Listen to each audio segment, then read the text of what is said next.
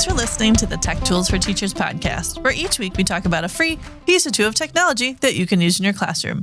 I'm your host, Shanna Martin. I'm a middle school teacher, technology and instructional coach for my district. And I'm her producer and husband, Fuzz Martin, and I love podcast producing, and I chalk it up to my time in radio, which has now been 15 years since I left radio. I spent 15 years in radio, and then now I've been 15 years in advertising outside of radio. And I get my little fix doing this, though. So, well, welcome to another week. Yes, we're at episode 231. And for many people, we are going into spring break season. So yes. I am fortunate enough to have my spring break this week. Mm-hmm. Many other schools around us, their spring break is next week. And then other schools, their spring break is the following week because they don't all line up, which is fun and also not fun. I guess sometimes then you have to. Yeah, especially if you're an educator. And then your kids are on a different spring break than you are. And I mean, you get some glorious time to catch up on your own stuff, but then you have to figure out what you're doing with your kids. I mean, summer's out of the way, so. Yeah, so it's good though. So it's spring break time, but I was going through a bunch of different tools as sorting through like what teachers are using. And obviously we use a lot of AI tools and it's becoming more common and to save some time. So I have a very fun site this week called Chalkie. And I love that because who uses chalk anymore? I mean, we use a lot of sidewalk chalk. There's a lot of kind messages left on our sidewalks, but we don't use chalkboards. We have whiteboards or digital boards or all the things. But 100 years ago, when I started teaching, which was actually like 23 years ago at this point. It was 84 years. I did have a chalkboard. And my students now are like, you did what? I'm like, yeah, for real. Like I had a chalkboard in my classroom and I had the little chalk holder to hold my chalk because you didn't want to get chalky hands. Mm-hmm. And I had certain chalk holders that I liked and other ones that made the chalk squeak. And oh my goodness, that was like the worst. To have your chalk squeak. Yeah. But it was a big deal when I shifted to a whiteboard in my classroom. Mm-hmm. Like that was the thing. By the way, we've discussed this a lot because I'm a whiteboard guy. Yes. Also here at my And the best whiteboard markers when you talk about this. Yes. Yeah. The best whiteboard Both of us agree on this. Are the Crayola whiteboard The Crayola whiteboard markers are phenomenal. For all you Expo people, I get it. All the good colors come in Expo, but guess what?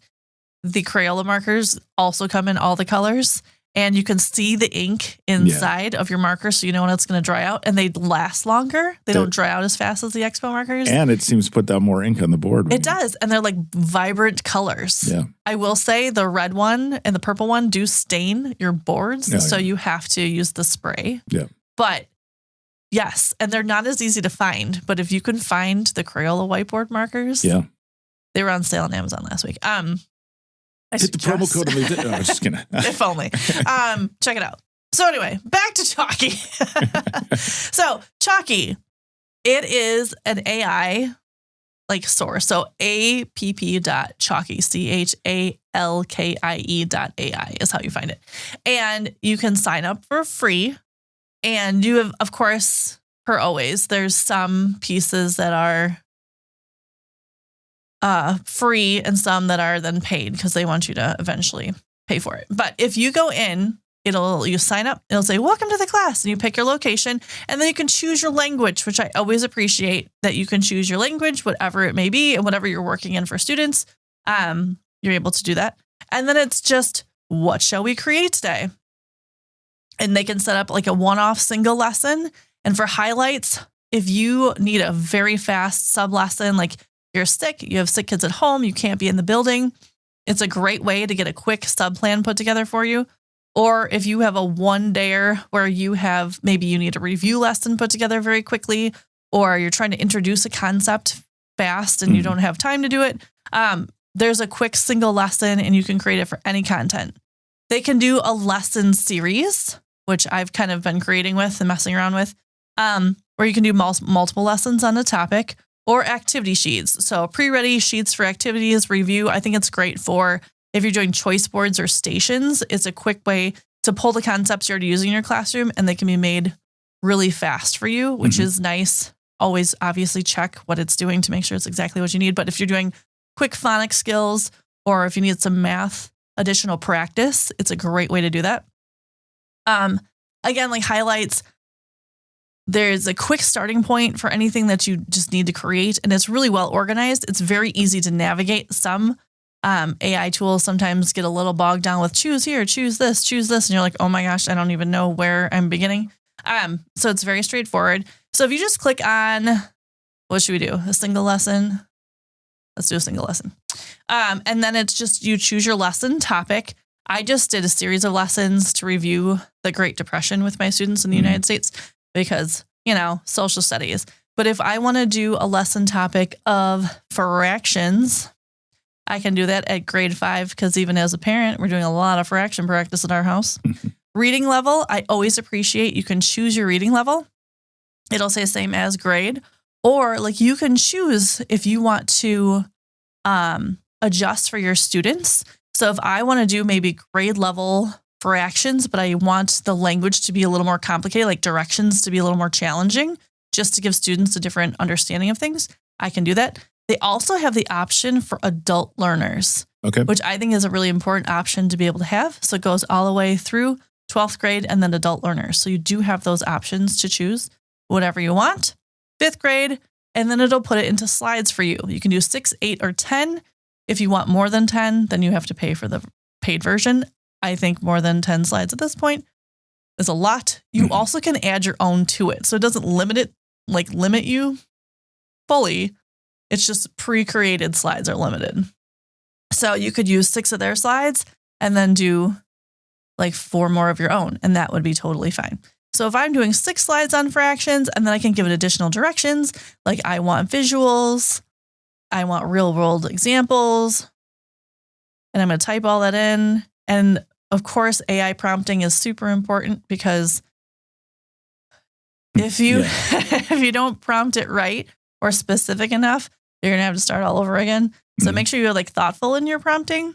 That usually will make things more successful. Hot tip for that. If you have ChatGPT or something like that, you can tell it that you're trying to write a prompt to accomplish X, Y, or Z, and then it will write what the prompt should be for you. And then you can copy that prompt and put it in Chalkie to make it more specific. There you go. So that's a great way, especially to talk about prompting. That's a whole course, actually. I keep getting lessons like, take this class in AI prompting. I'm like, well, I'll read some more books, but there are options. To refine your lesson, you will state learning goals if you want to have your learning objectives. Like if you don't have them on your board necessarily and you need that in your presentation, you have that option. It will also give you the option of a key vocabulary list, and it will give you vocab. So like this one, I'm doing math, so you can do numerator, denominator, equivalent, simplify. You can also add your own. So you can pick and choose your vocab, and then it will make a little activity sheet that will give you like something to support your students along like teaching. So this one's going to do pizza fractions. And then core activities, challenges, and you just hit continue. And once you hit continue, the best part is it gives you some more choices, but it's all, again, very clear. So Chalkie allows you to then have like backgrounds. They have options, which I think is so important and something to notice always as an educator. For backgrounds, there's options for early learners, low stimulation, which is important. They have the dyslexia option, low vision, and ADHD. So you can choose what background you're going to have for your slides based on your students' needs, which is something whether you are using an AI or using your own Google Slides to be aware of your backgrounds when planning for students. And then boom, my lesson on fractions, parts of a whole, 5th grade level is all made for me. I'll put some links into the site this week. So what's great about this is it's going to work just like any other sort of slide deck, similar to Google. There's like little quick checks built in. There's summaries built in. And then you have on your left-hand side your toolbar. So you can change your text. You can modify your images. You can go ahead and put little fun like GIFs in there. You can drop YouTube links in there. Originally, you can't when the first time around because it's the pro version, but you can edit things later. And then you are good to, I made the little activity sheet option to go with it. It made me an activity sheet that matches the slides you just put through. Again, you have the option to edit all of that. And then it's got the little chat bot next to you that if you want to make additions to your sheet or if you want to change it, you can edit it or it will add new things to there. And you have a full lesson put together with the activity sheet, the summary, the vocab. It's all aligned at grade level for the students and meeting their needs. Boom. Boom. Done. So the one thing is that I always have to point out to it, and teachers know this, just because you can make it in AI doesn't mean that you know how to teach it. So obviously, this is a great for a visual. It's a great for a hands-on sheet for your students to work in groups with. Again, it's great for sub-plans. It's great for if you know what you're teaching. This is such a great way to like put something fun in front of your kids. It's a little different. Yeah. But you do still have to know how to do fractions. You do know how to teach fractions because it prompts you through, but it doesn't give them everything. Like you actually have to be able to teach it. So that is something to note. But you're able to, with these Chalkie lessons and activity sheets, you are able to then share your document out. So you can share it with your email. You can copy the link. You can even share them like via like some social media things as well. You can invite others to edit the document. You're able to print them right off, which is great. So you can print the sheets if you need them.